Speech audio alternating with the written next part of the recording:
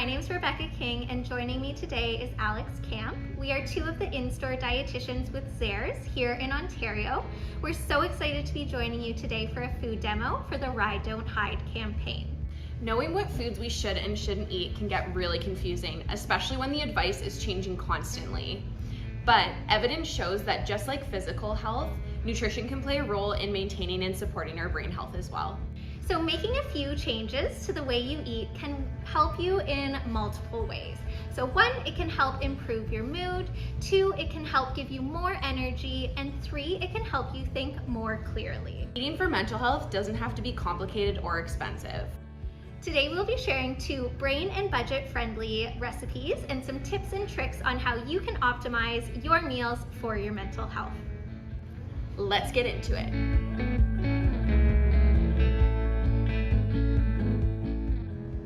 Alrighty, so for our first cooking demo today, we are going to be making a curried chickpea salad wrap. So before we get into the cooking demo itself, I thought I would just go over some of the ingredients and how they play a role for our mental health. So the first ingredient I want to highlight are our chickpeas. So we're just using some canned chickpeas today that I have rinsed. So especially if you're a little gassy, giving them a good rinse can help get rid of some of those starches that can cause some bloating and gas. But from a mental health perspective, chickpeas are great because they are a source of plant-based protein. So plant-based proteins provide us with 2 benefits. So first, being a source of protein. So protein provides our body with the building blocks it needs to create things like the chemical messengers our brain uses to kind of control our emotions. So one of those chemical messengers being serotonin, which is a hormone that helps stabilize our mood, our feelings of well-being, and happiness. So we really want to make sure we're getting a source of protein at our meals. Next, our plant-based proteins provide us with a source of fiber. So fiber is really important because it helps keep us feeling full for longer, and it can help keep our blood sugars stable. So this means after having a meal with some protein and fiber, we're not going to have any hangry monsters showing up. Next are our whole grain wraps. So I just wanted to point out one thing about whole grain products. So unfortunately, we can't rely strictly on the packaging when it comes to whole grains. The best way to know 100% whether you're getting a whole grain product is to check that ingredient list. So listed here, and we want to actually pinpoint the word whole grain when we're checking the ingredient list. So for instance, whole grain, whole wheat flour. That means we are 100% getting a whole grain product. And you might be wondering, okay, why is it so important to be getting a whole grain? Well, whole grains are less processed than refined grains, which means they have more fiber. So again, has that mood stabilizing effect that we just talked about. It also will provide our body with more vitamins, minerals, and antioxidants. So when it comes to our main meals, we have a little equation we want to kind of keep in mind. So we want to balance our meals, and we want to use the healthy plate method. So we want to aim to fill our plate with half fruits or vegetables. So if we look at today's recipe, we have some spinach that we're going to be adding to our wraps. We could pair it with some cut up fruit or some veggies on the side. We want to make sure we also have a source of protein. So we're filling half our plate with those fruits and vegetables. We want to aim for a quarter of our plate with protein. So in this recipe, we're using some chickpeas. And last but not least, we want to fill a quarter of our plate with whole grains. So today we're using our whole grain wrap. So that equation with the half plate fruits and vegetables, quarter plate protein, quarter plate whole grains is really going to make that balanced meal that's going to keep us full. It's going to help stabilize our moods and keep our blood sugars in check so our mood is at its best.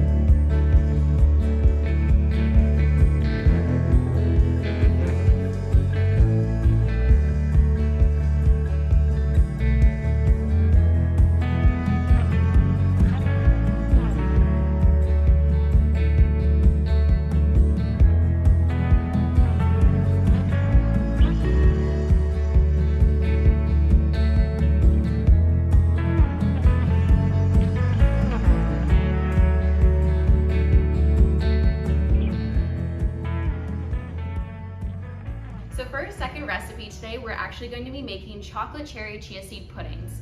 And these are actually one of my favorite snack recipes or a great breakfast option as well.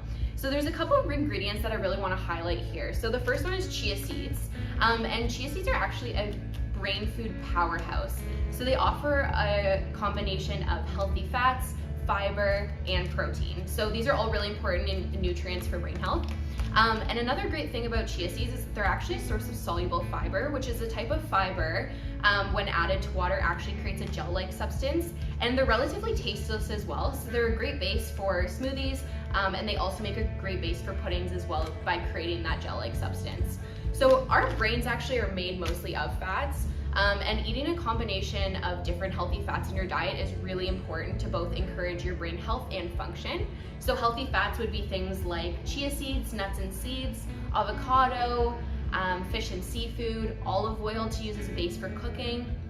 And for chia seeds specifically, another great budget-friendly option would be to buy them in bulk and store them in a jar, something that's airtight, and that just makes them a really great budget-friendly option. So the next ingredient I want to highlight is skyr yogurt. So you might have seen this at the grocery store before. This is kind of a relatively newer thing. So it's kind of similar to Greek yogurt, except for it is a little bit more firm. And the consistency is a little bit different. So this ingredient specifically is very easy and versatile. It's packed with protein, low in sugar if you buy the no sugar added version, so just the plain one. And it's just a really easy ingredient to add to a variety of things. So protein actually keeps you fuller longer, especially when you put it with carbs and fiber. And it actually helps to regulate your blood sugar as well. So the nice thing about skyr yogurt is it's actually very low in lactose, the way that it's processed. So if you are someone that has issues with lactose or you're lactose intolerant, this might be a good option for you to try. So some ways that I like to use it, I love to use it in baking to add extra protein. I also use it as a substitute for sour cream. It tastes very similar, and then you just get an extra hit of protein as well. And just whirl it into smoothies, in this pudding example, and there's so many different ways you can use it. So one thing to keep in mind when building a healthy snack is to keep a balance of about 50% fiber and 50% protein. So in this example, our fiber is going to be coming from our frozen cherries that we're using, which is another great convenience food to have on hand. It'll also be coming from our chia seeds, and then the protein will be coming from our yogurt.